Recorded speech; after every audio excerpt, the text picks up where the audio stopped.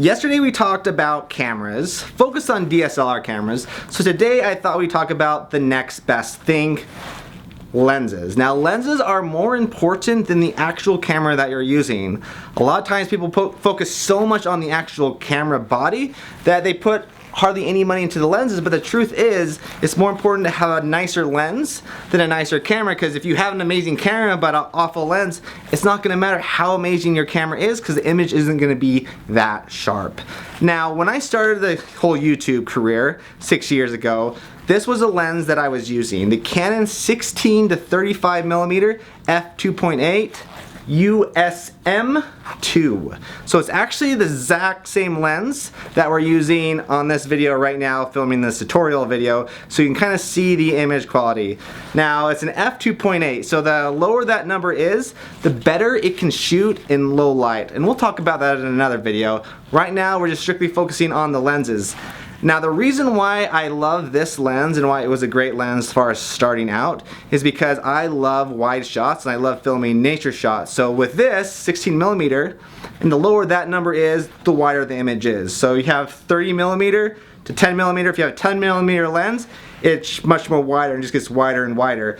Once you start getting to about 8mm, you're almost fish-eyed and things that kind of don't look natural, and you can see a lot more, and you kind of see the curvature of the earth. It's kind of the perspective that that lens does. So just know the higher the number is on the lens, the more it can actually zoom in. So if you want to show like the moon, you want to use like an 800mm lens. So there's a lot of different lenses out there. I'm just covering the basic lenses that I use starting off, and they're actually for the most part the same lenses that I'm using today. So going back to this lens, the Canon 16 to 35mm lens, it's amazing for wide shots, but it's also awesome as far as it gives you the option to zoom in to 35mm, which is awesome on people when you're about this far away.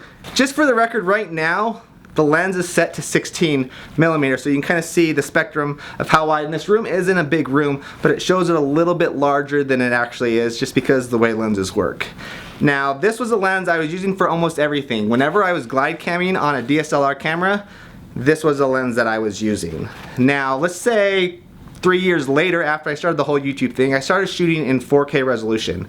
Once you start shooting in 4K, because the way the sensors work in resolution, the higher the resolution, the more your sensor doesn't essentially see a wide of a shot. So if I put this lens on your camera, on the camera we're watching this with, we're shooting in 1080p, so you're seeing this space. But once you put it on a 4K camera, you actually see a smaller space, higher resolution, but a smaller space. So once I started shooting in 4K, this lens wasn't going as wide as I was used to, so I had to actually switch over to a different lens as far as showing landscape shots.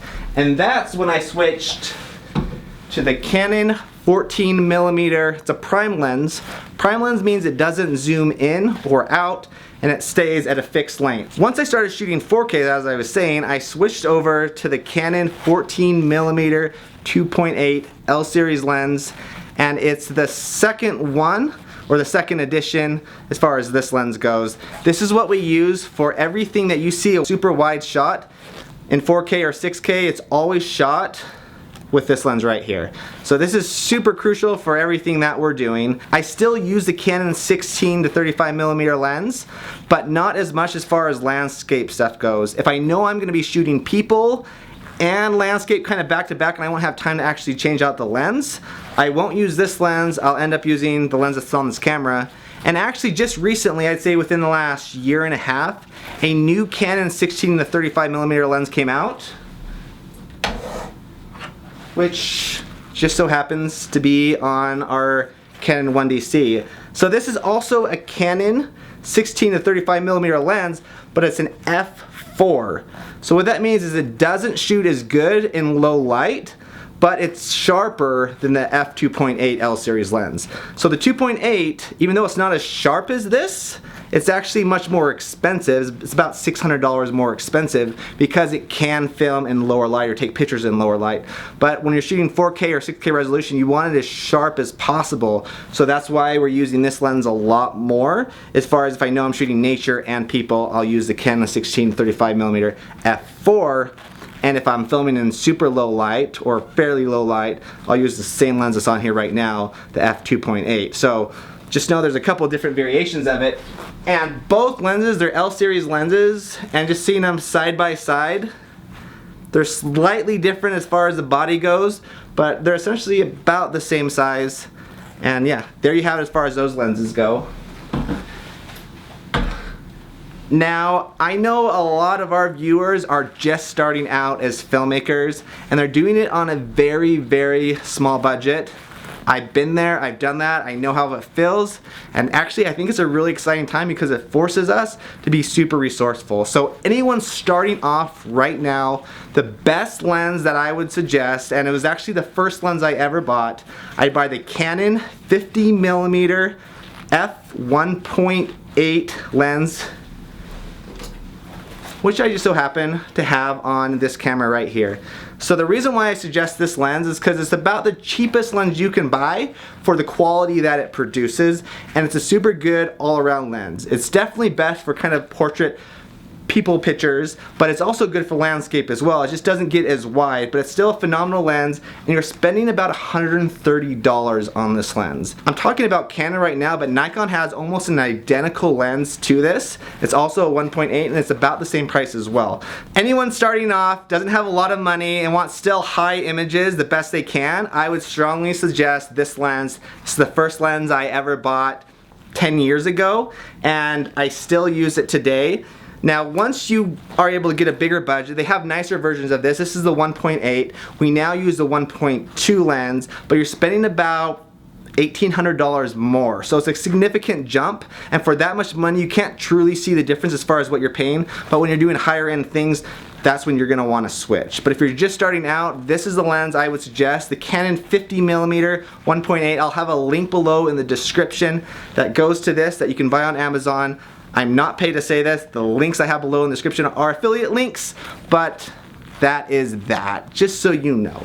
So the last two lenses I want to talk about are the Canon 70 to 200mm f2.8 L series lens, and also the Canon 24 to 105 lens. Now this lens, first two lenses I ever bought once I started doing this professionally, was the Canon 16 to 35mm, same one on here, and the Canon 70-200. That lens that's on here now gave me the option to do wide shots, and this gave me the option as far as tripod goes to get super tight shots, and this is super duper clear. And just recently, I'd say within the last year, I started using this lens on every shoot that we do, the 24 to 105. This lens is good for showing people with movement where I can get kind of wide shots, but I can also get tight shots on the fly. I'll still glide cam with this. If I'm gonna glide cam with any lenses, I'll never use this lens. I never have used this lens. When you're zoomed in that much, it's too hard to glide cam. I'm using the Canon 14mm, 16 to 35mm, and the 24 to 105.